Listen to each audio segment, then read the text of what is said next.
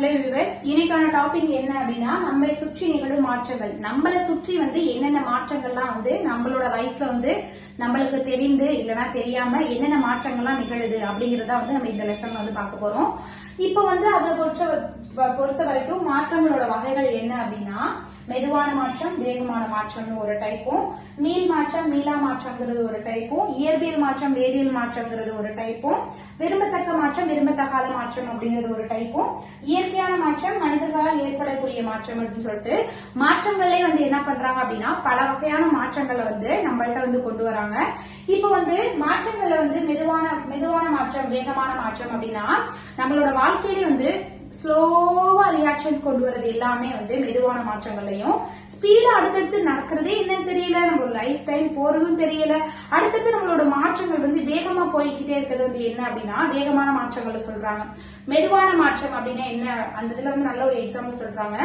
ஆண்டு, நம்மளோட நாட்கள், வினாடி, இதெல்லாம் என்ன அப்படின்னா மெதுவான மாற்றங்கள் சொல்றாங்க.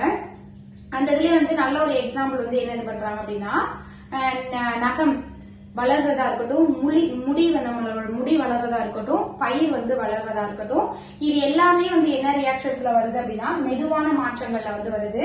வேகமான மாற்றங்களை பொறுத்த வரைக்கும் பலூன் ஊதிட்டே இருக்கும்போது டப்புன்னு உடையுது, அது என்ன டக்குன்னு சிதறது, அது வேகமா ஒரு ஃபிராக்ஷன் ஆஃப் த செகண்ட்குள்ள நடந்து முடிகிறது வேகமான மாற்றங்களை சொல்றாங்க. அதே மாதிரி ஒரு கண்ணாடி போடுறோம் அப்படின்னா கண்ணாடி கீழே விழுந்துச்சுன்னா என்ன ஆகுது, அது உடஞ்சு போகுது, அதுவும் என்ன அப்படின்னா வேகமான மாற்றங்கள்ல ஒரு நல்ல ஒரு எக்ஸாம்பிளா சொல்றாங்க. அடுத்து மீள் மாற்றம், மீளா மாற்றம்.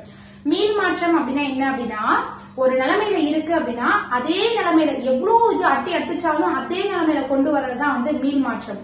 மீளா மாற்றம் அப்படின்னா ஒரு இதுல நல்லா அடிச்சு உடைச்சிட்டோம் அப்படின்னா திருப்பி அதை என்னத்தான் ஒரு இது செஞ்சாலும், எந்த ஒரு செயல் செஞ்சாலும் அதை திருப்பி நம்மளால என்ன பண்ண முடியாது, பழைய நிலைமைக்கு கொண்டு வர முடியாது.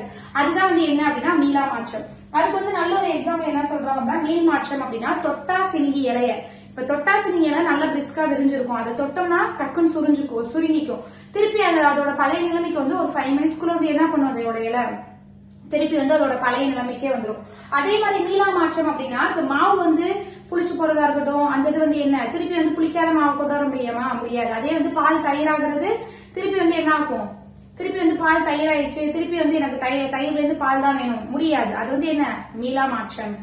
அடுத்து என்ன சொல்றாங்கன்னா இயற்பியல் மாற்றம், வேதியியல் மாற்றம். இயற்பியல் மாற்றம் அப்படின்னா என்ன, பனிக்கட்டி உருகுதல், அப்புறம் ஏதாவது கரைதல், கரைப்பொருள், அந்த சால்ட், கரைப்பான், அது மாதிரி இதெல்லாம் என்ன அப்படின்னா இயற்பியல் மாற்றமா சொல்றாங்க. பனிக்கட்டி உருகுறது இயற்பியலாவே நடக்கக்கூடிய மாற்றங்கள்ல தான்.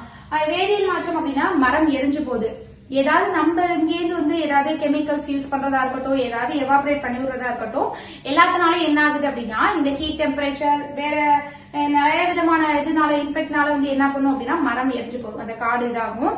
அது மட்டும் இல்லாம ஒரு இதுல குக்கர் பிரஷர் வச்சு நம்ம சோளம் பொரிய வைக்கிறோம் அப்படின்னா அது என்ன, அது ஒரு வேதியியல் மாற்றத்துலதான் சொல்றாங்க. அடுத்து விரும்பத்தக்க மாற்றம், விரும்பத்தகாத மாற்றம். விரும்பத்தக்க மாற்றம் அப்படிங்கும் போது விரும்பி நடக்கக்கூடிய மாற்றங்கள் எல்லாமே விரும்பத்தக்க மாற்றம்.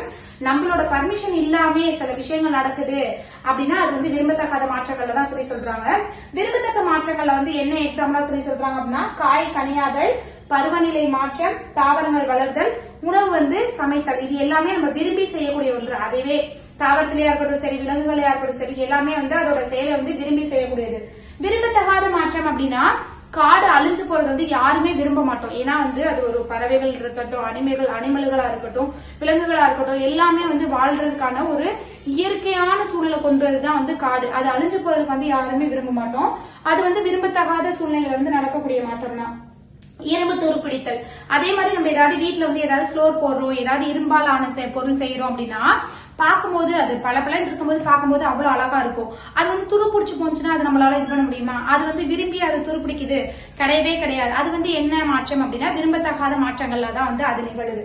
அடுத்து இயற்கையான மாற்றம் மற்றும் மனிதனால் ஏற்படுத்தக்கூடிய மாற்றம்.